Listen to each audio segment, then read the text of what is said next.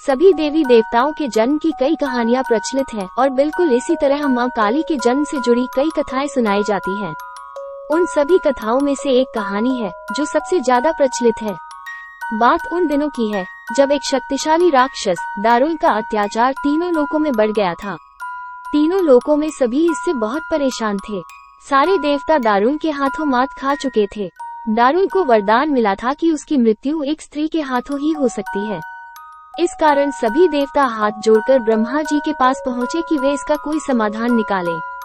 इसके बाद ब्रह्मा जी ने एक स्त्री का रूप लिया और दारुल से युद्ध करने चले गए, लेकिन वो भी इस असुर को हरा नहीं पाए।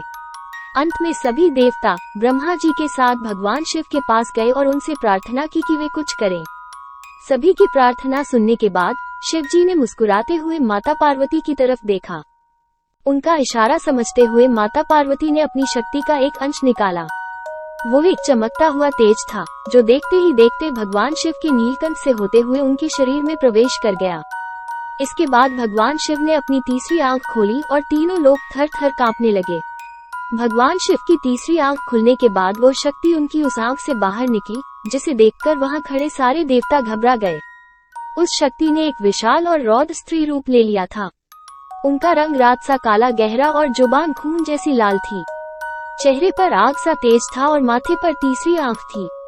इस तरह राक्षसों को खत्म करने के लिए हुआ माँ काली का जन्म। इसके बाद उन्होंने कुछ ही देर में असुर दारुल और उसकी सेना का नाश कर दिया।